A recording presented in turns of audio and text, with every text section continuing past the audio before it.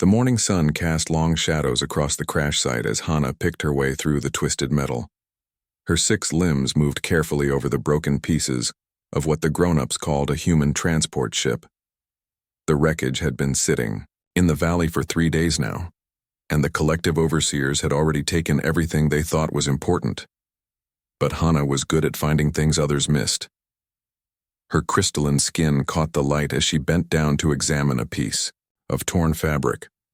The Veltari had skin like living glass, smooth and clear, that changed color with the light. Hana's was still the pale blue of youth, not yet the deep purple that would mark her as an adult. The human ship had crashed during what the overseers called an evacuation mission. Hana did not understand why humans needed to evacuate anywhere. The collective took care of everything for the Veltari. There was no need to run from anything because everything was planned and organized. She moved deeper into the wreckage, her forearms helping her climb over bent metal beams while her 2 legs kept her balanced. The ship was much bigger than it looked from outside. Rooms and corridors twisted through the broken hull like a metal maze. In what might have been a living area, Hana found something strange. It was small and brown and soft. Not metal like the ship, not hard like the rocks outside.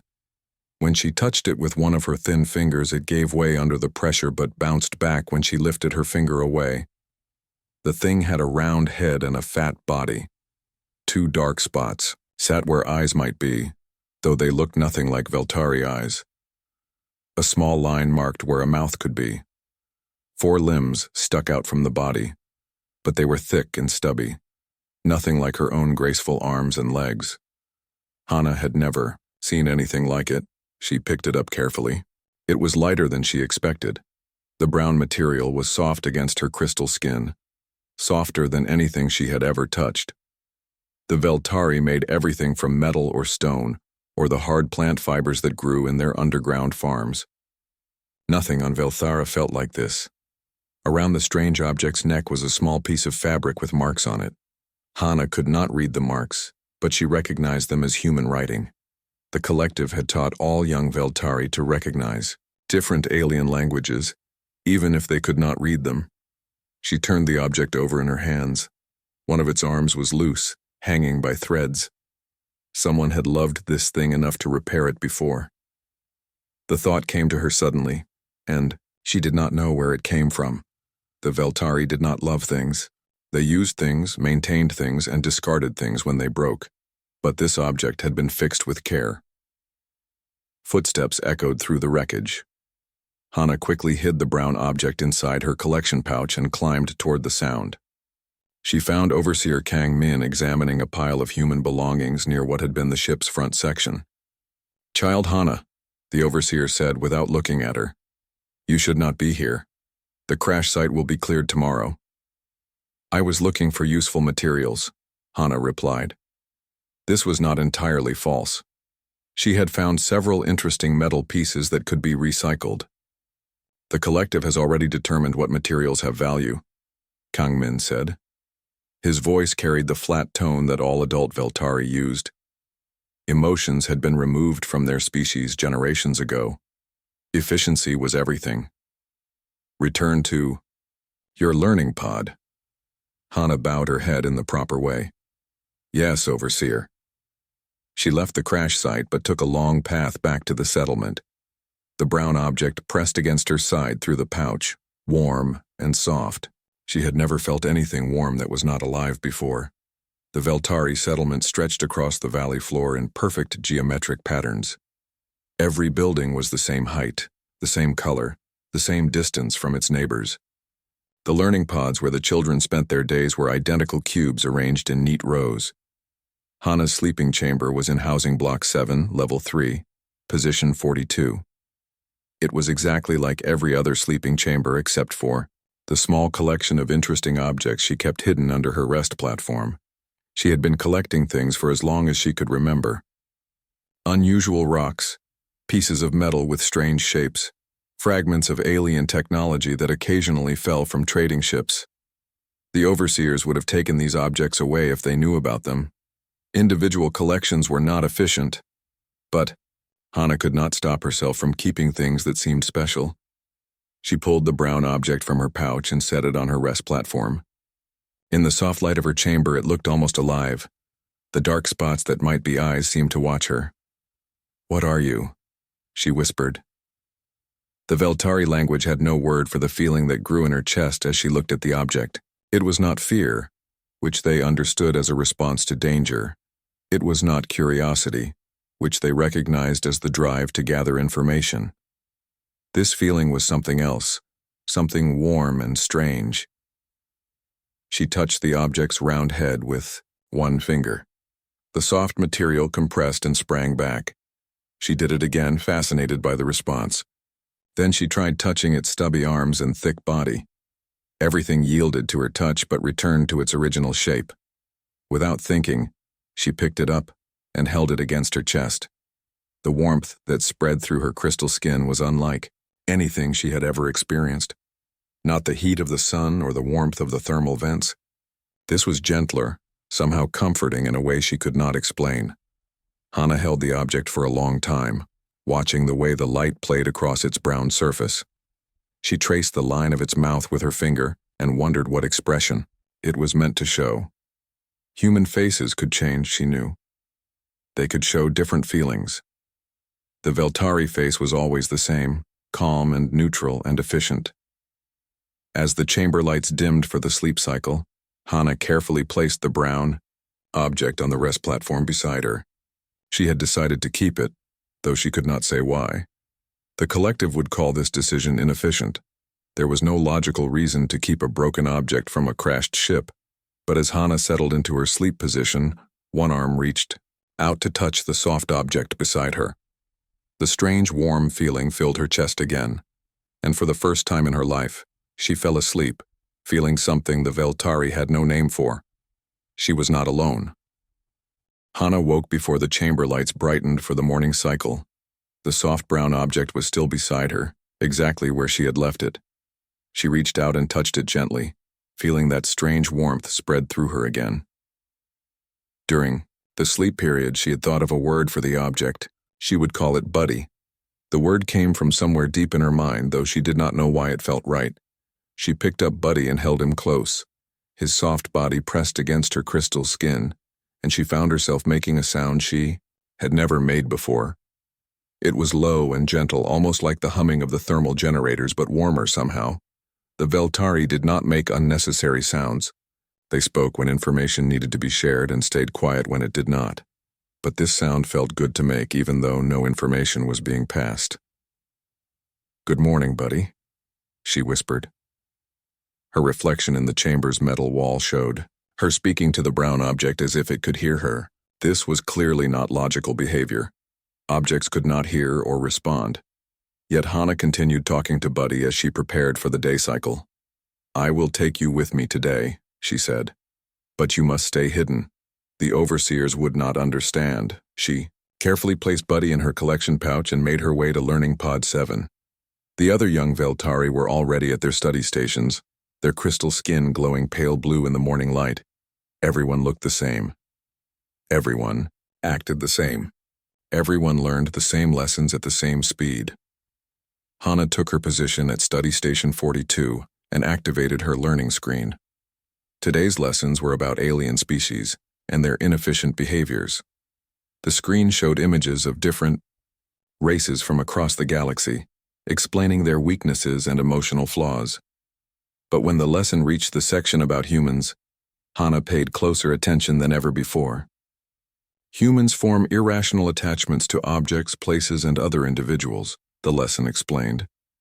These attachments make them unpredictable and weak. They will sacrifice efficiency and even survival for these meaningless connections. The screen showed images of human families, groups of individuals who lived together not for optimal resource sharing, but because they claimed to care about each other.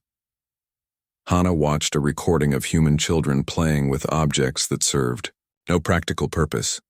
Toys, the lesson called them. Hana's hand moved to her collection pouch.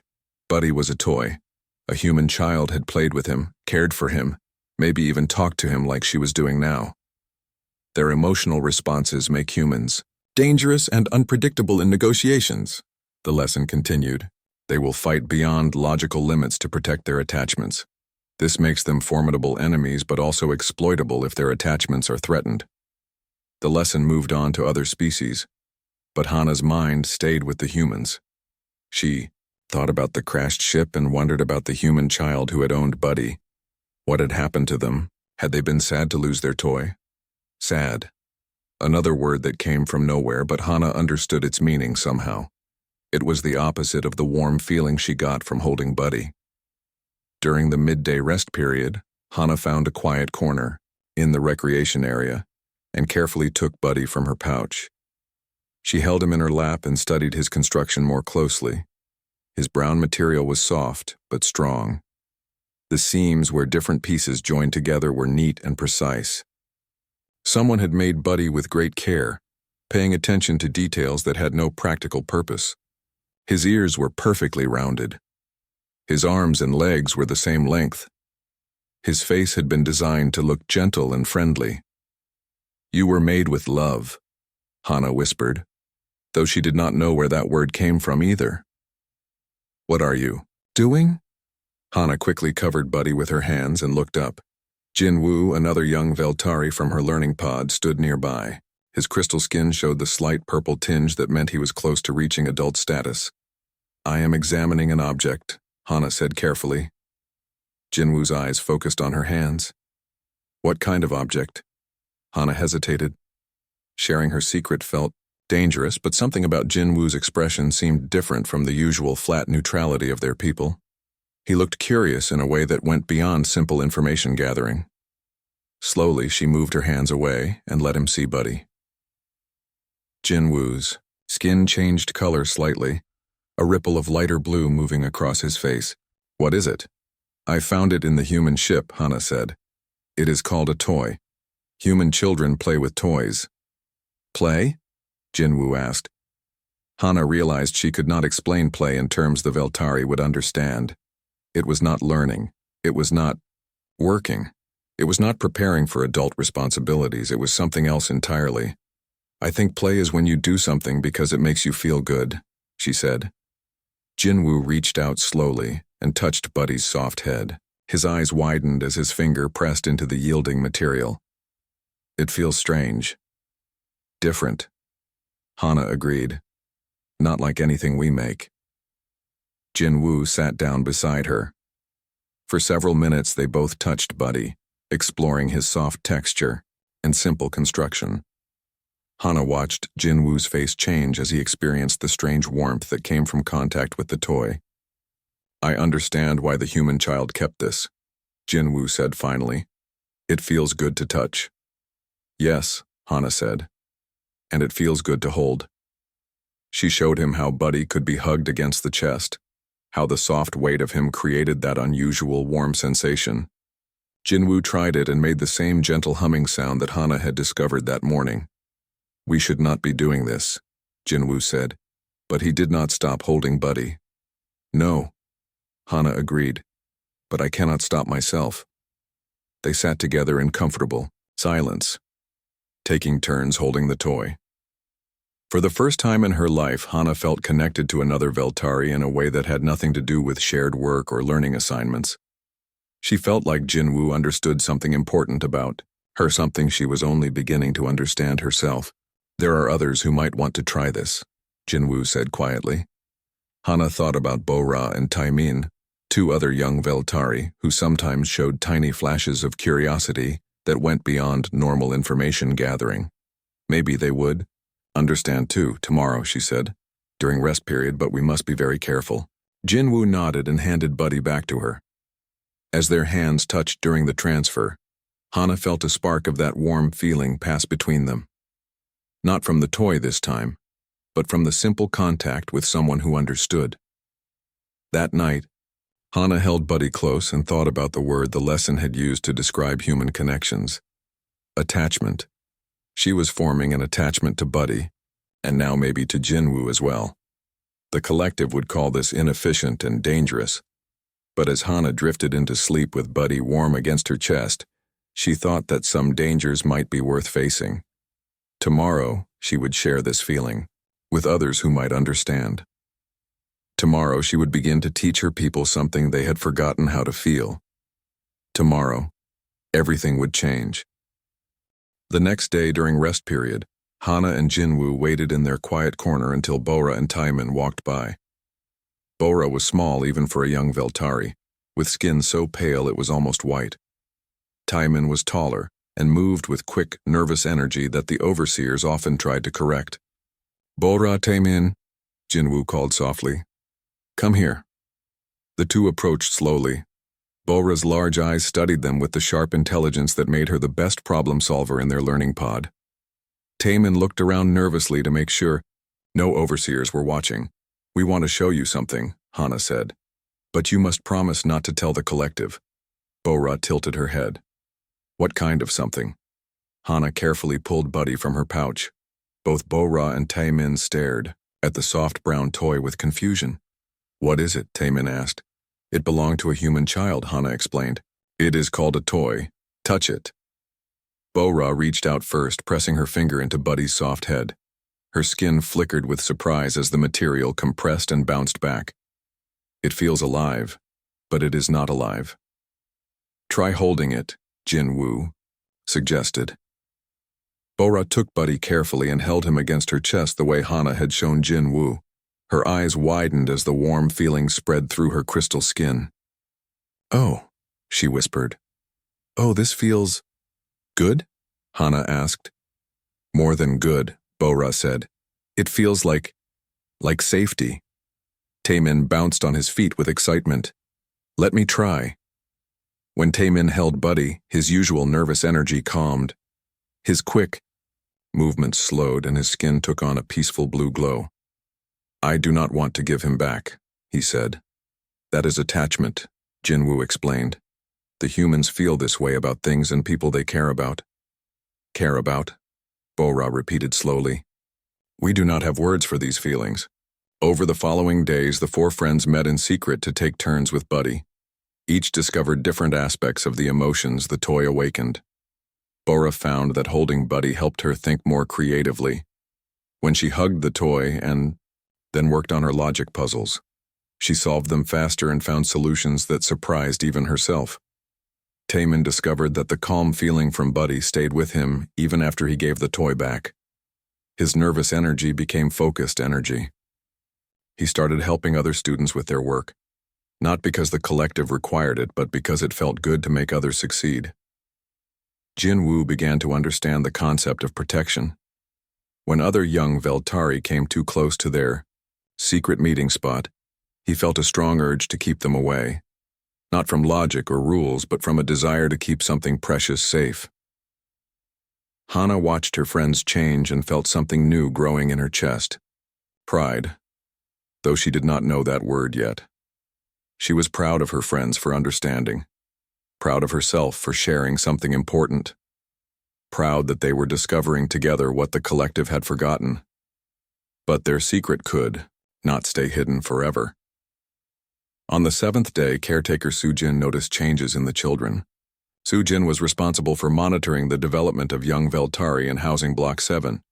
She was older than the overseers, but not yet fully purple with age. "Child Hana," Sujin said during the evening meal distribution. "Your behavior patterns have shifted." Hana's skin flickered with fear.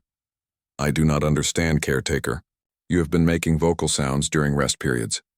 You show increased social interaction with specific individuals. Your academic performance has improved, but in unexpected ways." Sujin's voice remained flat, but her eyes showed something that might have been curiosity. "These changes are unusual. I am learning," Hana said carefully. "Learning what?" Hana looked around the dining area. Jinwoo, Bora, and Taimin sat at their assigned positions, but their eyes were focused on her. Conversation with Sujin. Other young Veltari continued eating in the usual silence, unaware of the tension.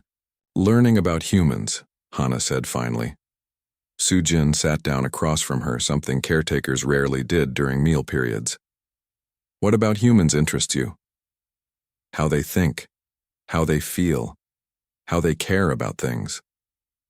"The collective teaches that human emotions are weaknesses."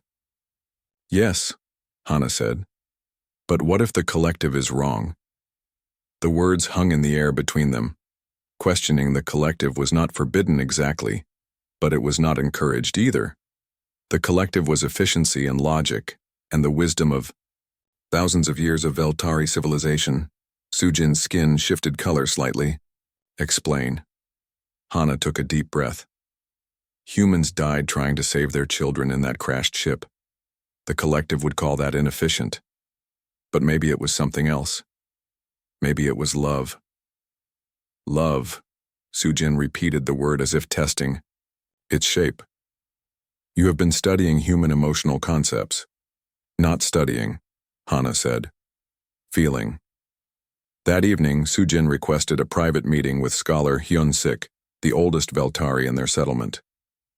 Hyun-sik had lived long enough to remember stories from before the Great Efficiency, when their people had been different. The children in Block 7 are showing emotional development, Sujin reported. It appears to be spreading from Childy, Hana to others in her peer group.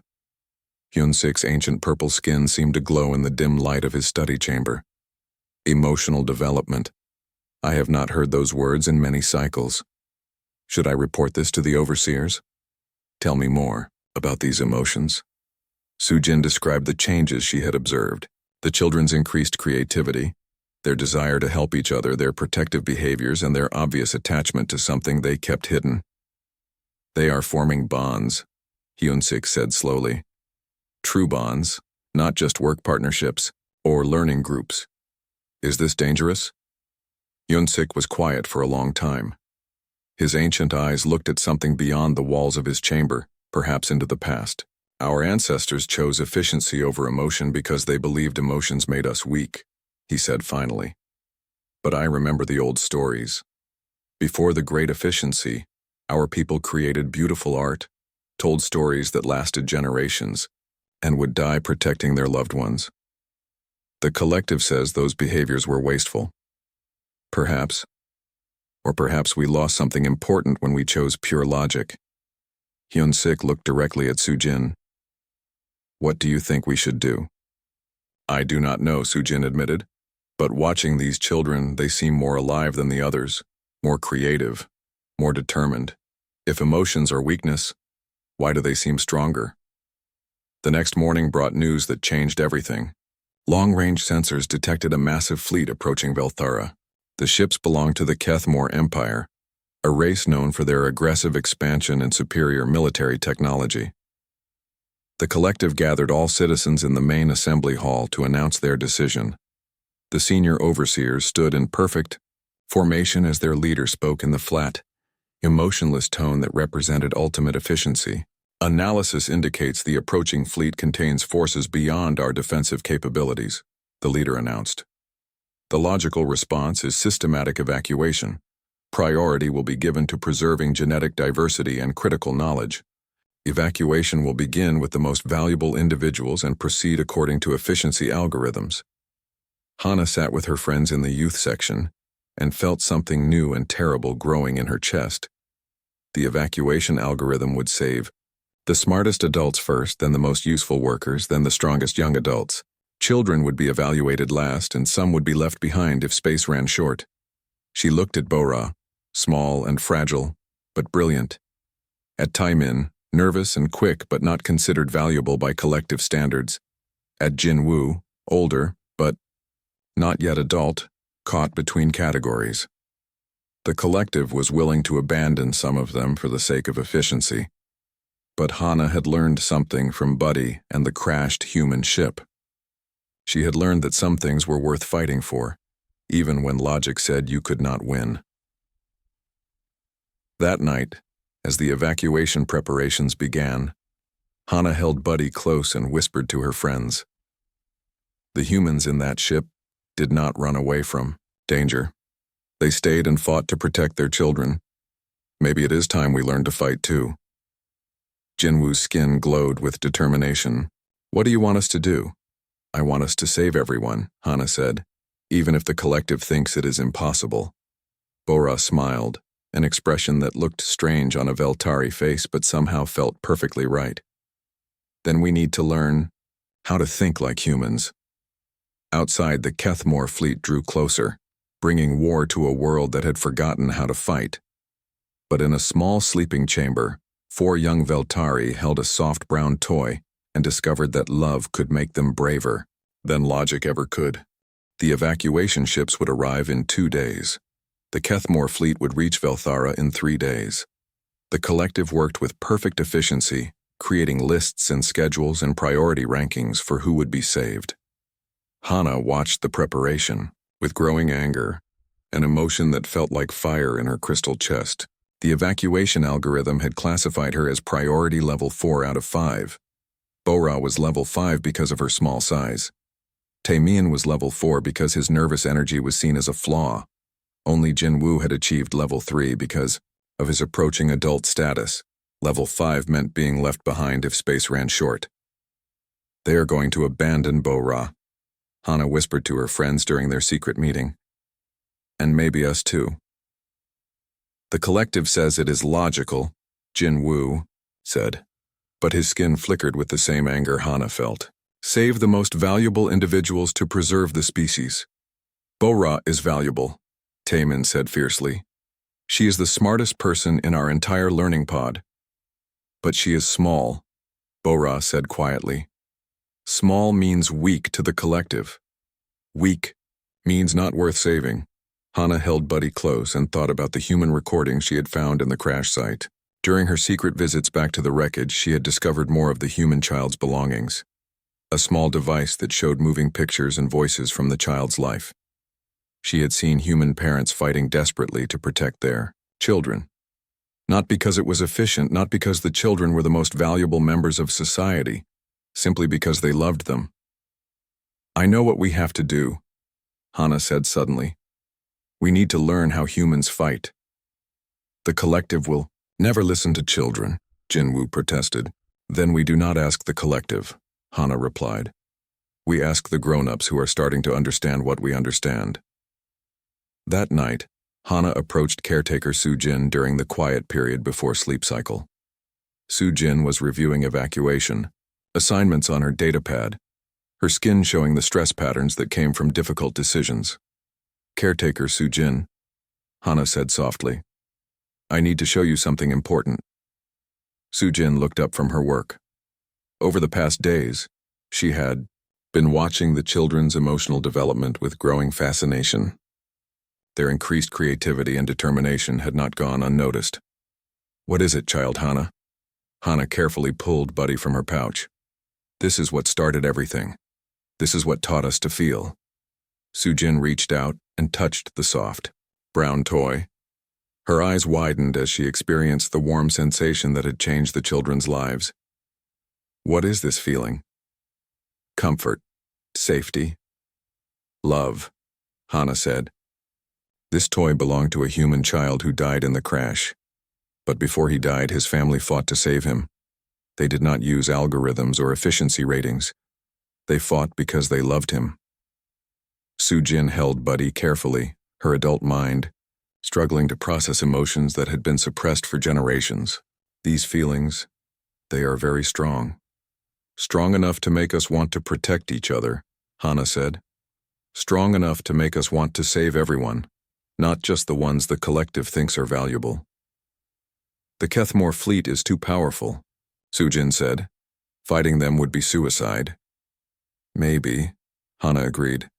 But running away and leaving people behind is not life either. It is just survival. Soo-jin was quiet for a long time, holding Buddy and feeling emotions her species had forgotten. What do you want me to do?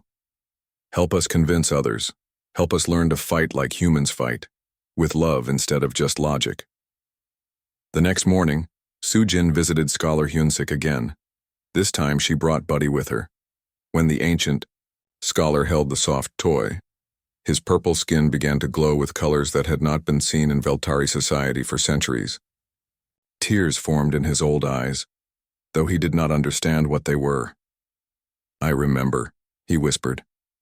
I remember feeling like this before the great efficiency. We called it joy. The children want to fight the Kethmore instead of running away, Soo-jin said. They think love can make us strong enough to protect everyone.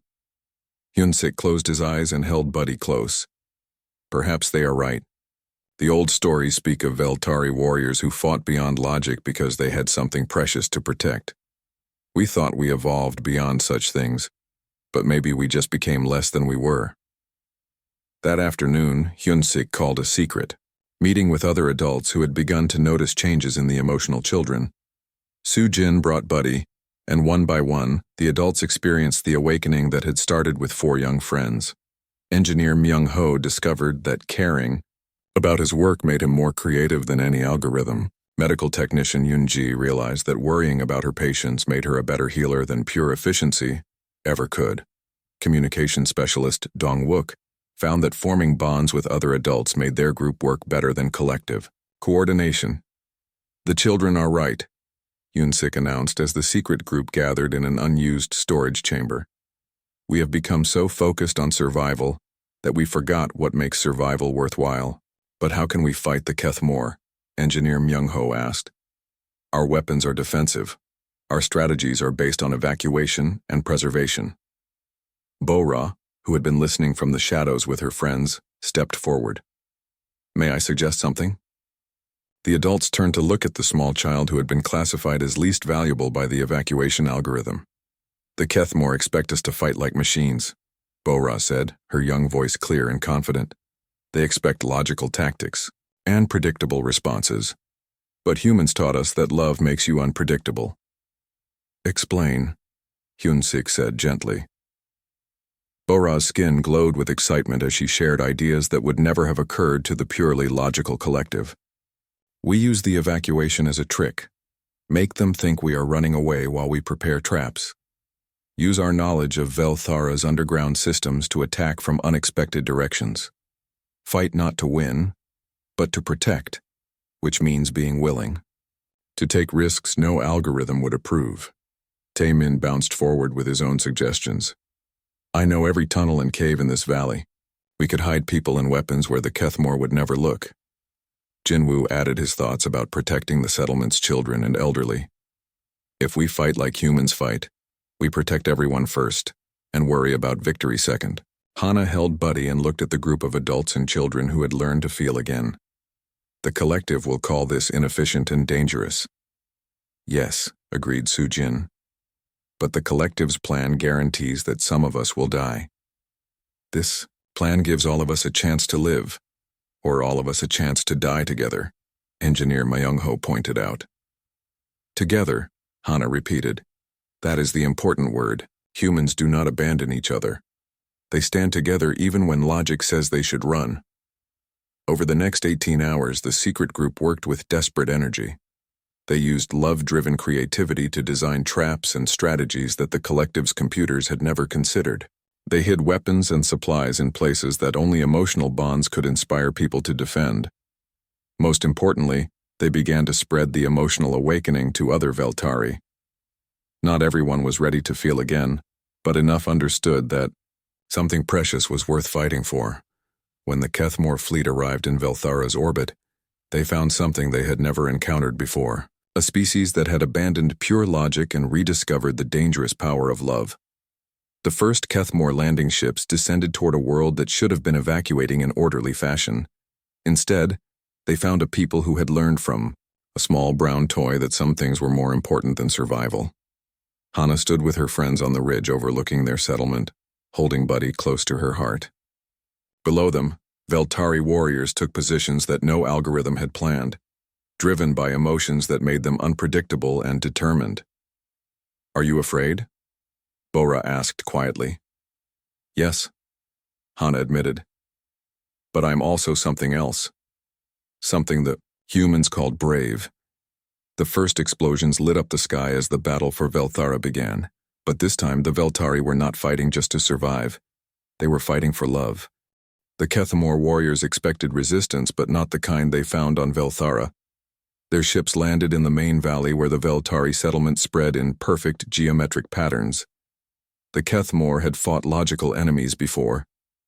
They knew how to counter defensive positions, predictable tactics, and calculated responses. But they had never fought an enemy that cared more about protecting others than preserving themselves. The first surprise came when their landing ships touched down. The ground beneath 3 of their vessels collapsed, sending the ships tumbling into carefully hidden pit traps. Bora had designed the traps using her new emotional creativity, placing them not where logic would suggest, but where love would demand protection for the settlement's children. Engineer Myung-ho had spent the night rigging the tunnels with explosives, working not because duty required it, but because he had learned to care about the people who would live or die based on his skill. The second surprise came when the Kethmore tried to advance on the settlement. Taimin led them through a maze of underground passages that he knew better than any map could show. His nervous energy, once seen as a flaw, now made him the perfect guide for hit-and-run attacks that struck from impossible angles. But the greatest surprise was how the Veltari fought.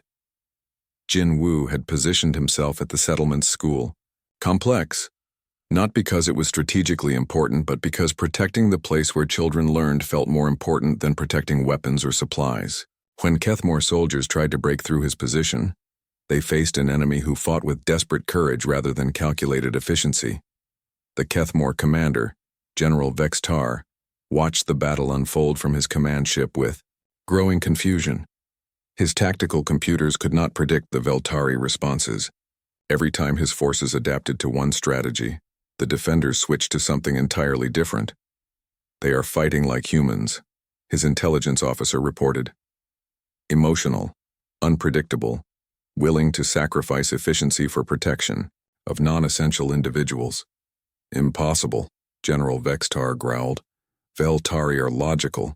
They eliminated emotions centuries ago." But on the battlefield, the evidence was clear. Veltari warriors were taking ridiculous risks to save single civilians. They were using tactics that made no logical sense, but somehow worked. They were fighting not just to win, but to protect, something they valued more than their own lives. Hana watched the battle from her position on the ridge, holding Buddy close. She could see her friends and the adults they had convinced scattered across the battlefield, each fighting with the courage that love had taught them. But love came with a price. She saw Jin Woo's position get overrun by Kethmore soldiers. Her friend fought bravely, holding them back long enough for the children in the school to escape through the underground tunnels. But there were too many enemies, and Jin Woo was just one young Veltari against trained warriors. The new emotion that filled Hana's chest was terrible and sharp. Grief, though she did not know that word yet. Jin Woo fell protecting others, and Hana felt like part of her own heart had been torn away.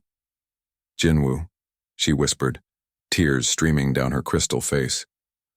Bora and Taimin saw their friend fall, too. The pain of loss hit them like a physical blow, but it also filled them with something the Kethmore had never encountered, righteous anger driven by love. Bora's tactical genius turned deadly as she directed the underground defenders with ruthless precision. Every trap she sprung, every ambush she planned, was powered by the need to make Jin Woo's sacrifice meaningful.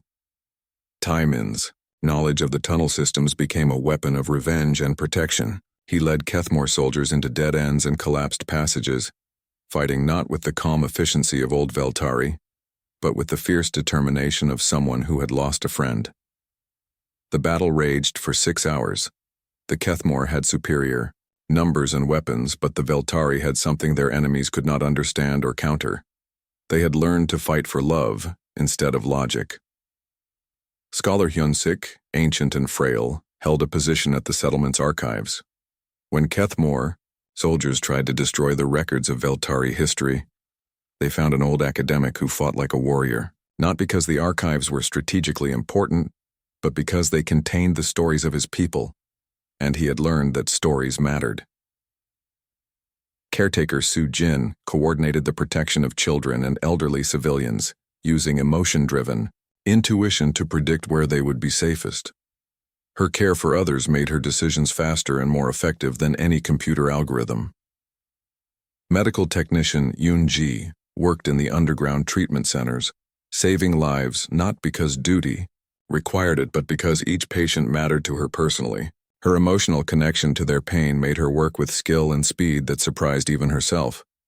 As the day wore on, The Kethmore began to realize they were not winning. Their casualties mounted as they faced enemies who refused to retreat, when logic said they should. The Veltari fought with the unpredictability of people who valued others more than themselves. General Vextar made a final desperate decision. He ordered his remaining ships to prepare for orbital bombardment of the settlement. If the Veltari would not surrender logically, he would destroy them completely. But Bora had anticipated this possibility. Her emotional understanding of how enemies thought when frustrated had led her to prepare one final trap. When the Kethmore ships moved into bombardment position, they found that their targeting systems had been infected with a virus. Taman had carried the virus program through the underground tunnels and uploaded it to their landed ships during the fighting. The virus spread through their networked systems, turning their own weapons against them. The Kethmore fleet found itself unable to fire on the planet without destroying their own forces. Worse, their ship systems began failing as the virus, designed with creative malice rather than logical precision, spread through their technology. Faced with the choice between retreat and mutual destruction, General Vextar chose to withdraw. He had never encountered enemies who fought with such desperate courage, and he had no tactics to counter love-driven warfare. As the Kethmore ships fled Velthara's orbit, the surviving defenders gathered in the settlement's main square. The geometric perfection of their city was broken now, scarred by battle and sacrifice. But something more important had been built in its place. Hana stood before the assembled crowd, still holding Buddy close. Around her, Veltari, who had learned to feel again, mourned their losses and celebrated their survival. The emotions were painful and joyful at the same time, complex in ways their old logical society had never allowed. Jinwoo died protecting others, Hana said, her young voice carrying across the square. The collective would say his death was inefficient. But we know better now. He died for love, and that made his life meaningful. She held up Buddy for everyone to see. This toy belonged to a human child named Daeho. He died when his ship crashed, but his toy taught us something our people had forgotten. It taught us that caring for others does not make us weak. It makes us willing to become stronger than we ever thought possible. Scholar Hyun Sik stepped forward, his ancient skin glowing with colors that had not been seen on Velthara for generations.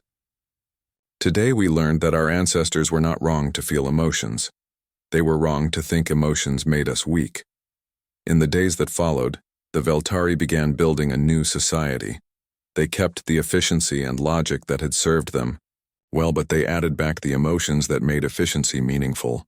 They learned to balance calculation with care, strategy with sacrifice, survival with love. Hana became a teacher, helping other young Veltari discover the emotions their species had suppressed. She kept Buddy in a place of honor in their new learning center, where children could touch the soft toy and understand what it meant to care about others. Bora grew up to become a strategist who combined logical thinking with emotional understanding, creating plans that were both efficient and humane. Taman became an explorer, using his knowledge of hidden places to find new wonders for his people to protect and cherish. The memory of Jinwoo lived on in the stories they told and the courage they showed. His sacrifice had helped save not just their lives, but their capacity to make life worth living. Sometimes on quiet evenings, Hana would hold Buddy and think about the human child who had owned him first. Daeho had died far from home, but his toy had traveled across the galaxy to teach an entire species how to love. "Thank you," she would whisper to the soft brown toy. "Thank you for teaching us that the strongest warriors are those who fight, not because they hate their enemies, but because they love their friends." And in the growing darkness of space where new adventures and new challenges waited, the Veltari flew forward with hearts that could feel again, ready to face whatever came next with the courage that only love could provide.